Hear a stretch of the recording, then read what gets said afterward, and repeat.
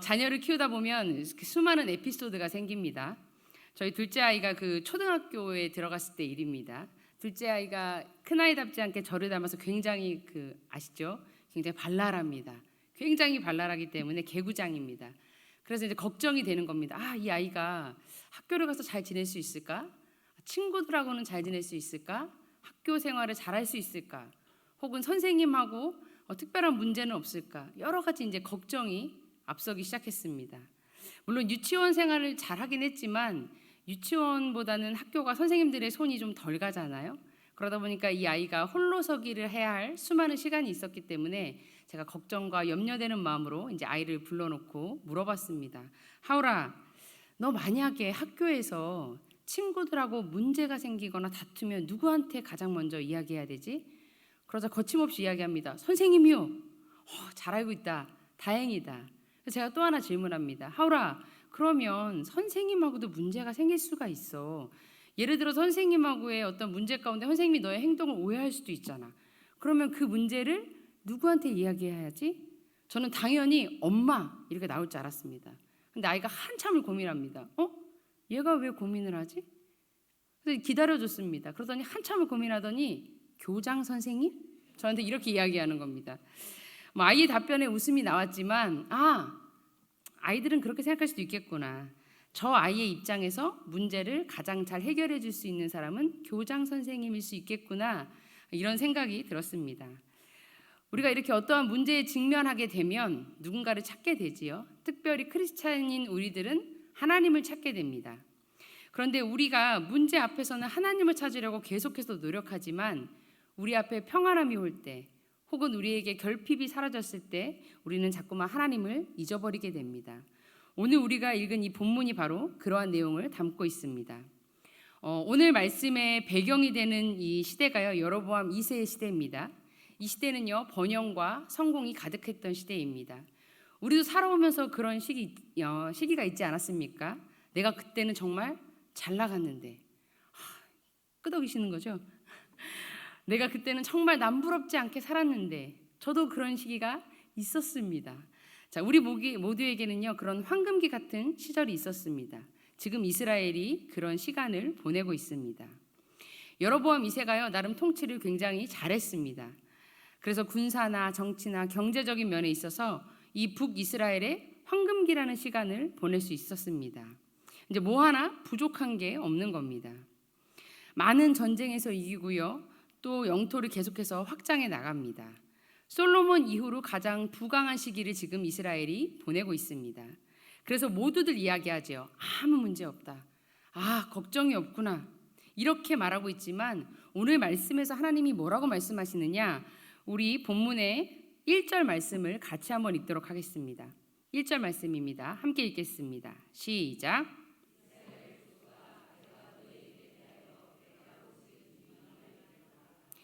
자, 슬픈 노래를 지어 부르라고 말씀하십니다. 여러분 슬픈 노래 언제 부르시지요? 나라가 망했을 때 부릅니다. 나라가 망했을 때 부르는 노래를 하나님께서 지금 부르라고 말씀하고 계십니다. 사람들은요, 자신들이 이루어놓은 것들을 보고 자신들이 이루어간 그 땅을 보면서 너무너무 즐겁고 행복합니다. 너무 좋습니다. 그런데 그때 하나님께서 뭐라고 말씀하시냐면 애가를 지어 불러라 이렇게 말씀하십니다. 그리고 다가올 멸망에 대해서 하나님께서 2절에 이렇게 말씀하십니다. 우리 2절 말씀도 같이 한번 읽어보겠습니다. 시작.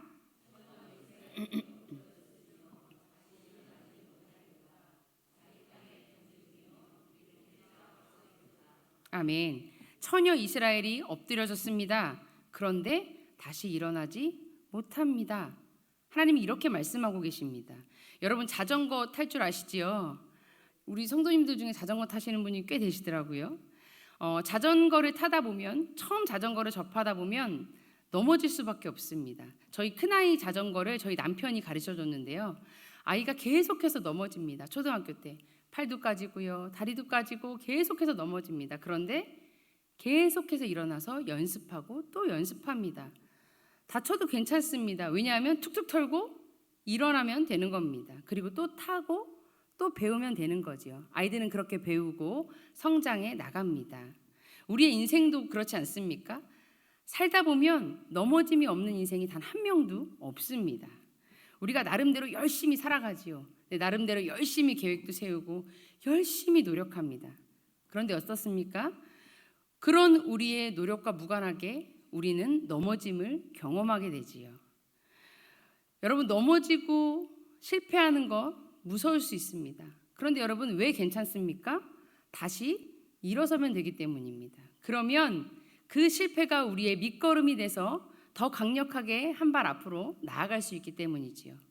그런데 이제 문제는 뭐냐? 넘어졌는데 다시 일어나지 못하면 그때부터 문제가 시작되는 거지요.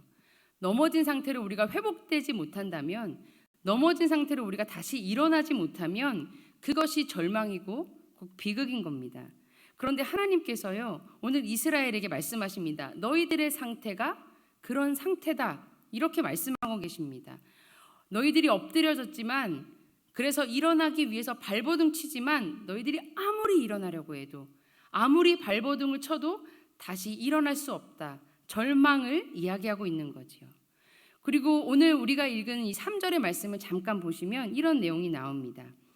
1000명이 행군해서 나아갑니다. 그런데 몇 명이 남습니까? 100명이 남습니다.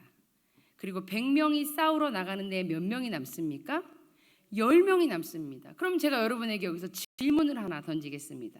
그럼 10명이 나가서 싸우면 몇 명이 남을까요? 정확하십니다. 10%만 남는다는 겁니다. 싸우러 나가는 족족 90%는 멸망하고 단 10%만 남는다는 거죠. 전투력이 어떻든, 군대의 규모가 크던 작던, 얼마만큼 내가 준비를 했던, 무조건 싸우면 10%만 남고 90%는 멸망하게 된다는 겁니다. 다시 말해서 이게 무슨 말이냐? 내가 노력하고 준비한 것에 따라서 결과가 달라지지 않는다는 겁니다. 내가 조금 더 열심히 노력해서 훈련하고 군대를 키우면 이길 수 있지 않을까? 내가 힘을 키우고 또 전력을 제대로 갖추면 이길 수 있지 않을까? 내가 머리를 써서 더 지혜롭게 전략을 짜면 내가 그 전쟁에서 이길 수 있지 않을까? 아니요. 그것과 무관하게 멸망이라는 결과가 정해져 있다는 겁니다. 하나님께서 바로 이스라엘에게 이런 절망이 올 것을 계속해서 이야기해 주시는 거죠. 그렇다면 우리는 여기서 질문이 하나 던져져야 됩니다. 무슨 질문일까요? 무슨 질문이 던져질까요? 저만 던져질까요? 왜, 무엇 때문에 하나님께서 어느 때보다도 부강하고 문제없는 이스라엘에게, 이 평안한 이스라엘에게 멸망과 절망을 선포하고 계시냐는 겁니다. 그 이유가요, 오늘 우리가 읽은 말씀 5절의 말씀에 나와 있습니다. 우리 5절 말씀을 함께 같이 읽어보도록 하겠습니다. 시작. 들어가지 말며 브엘세바로도 나아가지 말라. 길갈은 반드시 사로잡히겠고 베델은 비참하게 될 것임이라 하셨나니. 여러분, 말씀에서 보면 세 가지 장소가 나오지요. 어디가 나오지요? 베델, 길갈, 브엘세바가 나옵니다. 자, 이 세 장소에 공통점이 있습니다. 이 세 장소는요, 모두 어려움 가운데 하나님을 경험했던 장소입니다. 야곱이 형을 속이고 고향 땅을 떠나 하란으로 가지요. 형이 뒤쫓아올까 봐 얼마나 두려웠겠습니까? 홀로 걸어가는 그 길이 얼마나 외롭고 막막했겠습니까? 고향을 떠난 나는 이제 어떻게 살아야 되지? 누구를 의지해서 살아야 되지? 누구와 함께 살아야 되지? 얼마나 두렵고 외롭고 힘들었겠습니까? 그런 그때 하나님을 만나지요. 그리고 하나님께서 말씀하십니다. 그리고 깨닫습니다. 하나님이 여전히 나와 함께 계셨구나. 하나님은 결코 나를 버리지 않으셨구나. 그리고 그곳의 장소를 베델이라고 이름 짓고 그 뜻이 뭐지요? 하나님의 집이라고 일컫습니다. 여러분, 길갈은 또 우리에게 어떤 장소입니까? 이스라엘 백성들이 출애굽 후에 40년간 이 광야 생활을 하지요. 그리고 약속의 땅 가나안을 정복하기 위해서 요단강을 건넌 후에 처음 진을 친 곳이 바로 이 길갈입니다. 정말 힘들었던 이 광야 생활을 지켜주신 하나님에 대한 감사, 그리고 앞으로 정복할 땅에 대한 소망이 함께 어우러진 곳이 바로 이 길갈이라는 장소입니다. 자, 우리가 마지막으로 브엘세바를 한번 살펴봅시다. 아브라함이 하나님의 이름을 부르면서 에셀나무를 심고 제단을 쌓았던 곳이 바로 이 브엘세바입니다. 또 이 브엘세바는요, 야곱의 고향입니다. 그 땅에 흉년이 들어서 야곱이 고향 땅을 떠나지요. 왜냐하면 요셉이 애굽의 총리가 돼서 가족들을 다 부릅니다. 그런데 이제 브엘세바를 떠나려고 하니까 마음이 어려운 거예요. 내가 살던 이 곳을 떠나려고 하니까 마음이 어렵습니다. 그래서 고민합니다. 그때 하나님께서 말씀하시죠. 걱정하지 말고 갔다 와. 이렇게 하나님이 말씀하십니다. 그리고 하나님이 약속하시지요. 내가 너로 큰 민족을 이루게 하겠다. 이렇게 하나님이 약속도 하십니다. 이렇게 이 세 곳은요, 여러분, 어려울 때, 그리고 힘들 때, 앞이 보이지 않고 두려울 때, 외로울 때 하나님을 만났던 그 장소입니다. 하나님이 오셔서 말씀하십니다. 얘들아, 걱정하지 마. 내가 너와 함께 할게. 그리고 얘들아, 힘을 내. 계속해서 말씀하시면서 약속을 주셨던 장소가 바로 이 세 장소인 겁니다. 그런데 지금 이스라엘의 상황이 어떻습니까? 나라가 부강해지고 또 잘 살고 힘이 세지니까 아무 걱정이 없으니까 어때요? 하나님조차 잊어버리는 삶을 살아가고 있는 겁니다.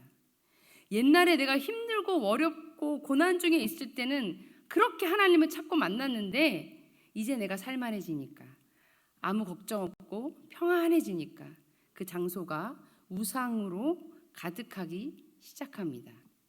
한마디로 말해서 이제 하나님이 필요 없어진 거지요. 아니, 어쩌면 관심조차 없는 존재가 돼버린 거지요. 여러분, 우리도 그렇지 않습니까? 어려울 때는 오히려 하나님을 더 간절히 찾지요. 하지만 평안할 때 하나님이 보이지 않습니다. 솔직히 하나님 존재 자체에 대한 생각을 안 합니다. 왜요? 내가 먹고 사는데 지장이 없으니까요. 내 자녀가 본인이 원하는 대학 쭉쭉 잘 가고 좋은 직장 얻고 결혼 잘하고 아무 문제 없으니까요. 하나님 없이 살아도, 하나님 생각하지 않고 살아도 문제가 없네. 그리고 내 꿈을 펼치고 내가 이 정도면 살만하지, 내 가정이 이 정도면 살만하지라고 생각하니까 자꾸만 하나님을 잊어버리게 되는 겁니다. 그러면서 하나님이 계셔야 할 그 자리를 허무하고 무가치한 것들로 계속해서 채우는 겁니다. 그래서 지금 이 베델과 길갈과 브엘세바의 우상이 가득하게 되는 겁니다. 그렇게 하나님은요, 그 부유하고 평안했던 그 시기에 바로 그 멸망의 애가를 부르라고 이야기하시는 겁니다. 그렇다면 또 우리는 이 시점에서 한 가지 질문이 생각나야 합니다. 무엇입니까?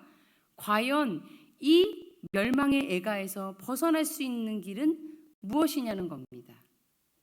그것은 바로 다시 베델의 신앙, 그리고 길갈의 신앙, 브엘세바의 신앙을 회복하면 되는 겁니다. 여러분, 아멘이십니까? 내가 외롭고 두렵고 또 내가 막막했을 때, 내가 고난 중에 있었을 때 나를 만나주셨던 그 하나님을 여러분 찾고 만나고 고백하면 되는 겁니다. 하나님, 내가 하나님 없이는 살 수 없습니다. 하나님만이 유일한 나의 힘이십니다. 내 삶의 목적이 하나님이시고 내가 사는 이유도 하나님이시고 내 인생의 참된 가치가 바로 하나님에게 있습니다. 여러분, 우리가 우리의 삶에서 이렇게 하나님을 찾고 만나면 되는 겁니다. 그래서 오늘 본문이 이렇게 말합니다. 4절입니다. 우리 4절 말씀 같이 함께 읽겠습니다. 시작.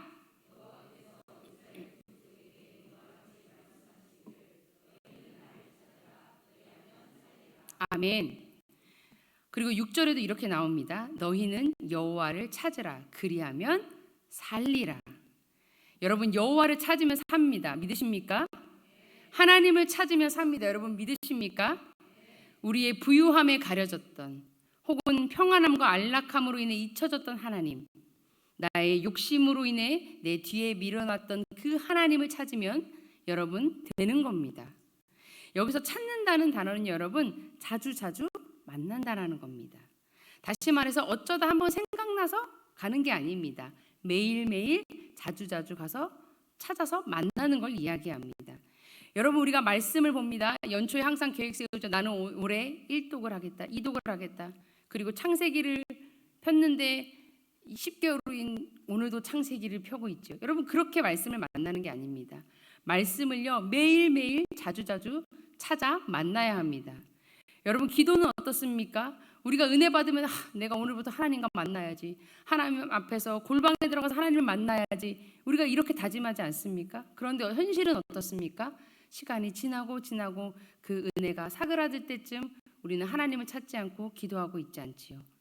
사랑하는 여러분, 계속해서 하나님을 찾고 만나시기를 소망합니다. 여러분 이 세상 그 무엇도요 우리를 살게 하는 것은 없습니다. 내 손 안에 부여잡고 있는 수많은 것들은 내가 인생의 마지막에 그 문턱에 섰을 때 그 어느 것 하나도 가지고 갈 수 없습니다. 하지만 영원히 나와 함께 하시고 나를 살게 하시는 것, 그분은 하나님밖에 없음을 믿으시기 바랍니다. 누군가는 이야기하지요. 나한테 이 문제만 해결되면 살 것 같은데, 내 자녀만 해결되면 살 것 같은데, 내 이 재정 문제만 해결되면 내가 진짜 살 것 같은데. 그런데 여러분 오늘 말씀이 분명히 이야기합니다. 하나님을 찾아야 산다고 말입니다. 사랑하는 여러분, 다른 무엇보다도 열심히 하나님을 찾는 여러분이 되시기를 소망합니다. 하나님을 여러분의 삶의 최고의 가치로 두고 또 하나님을 삶의 존재 이유로 두고 하나님의 마음을 열심히 알아가고 매일매일 그렇게 하나님과 교제하며 하나님을 찾아가는 우리 영신교회 성도님들 되시기를 주님의 이름으로 축복합니다. 아멘. 기도하겠습니다.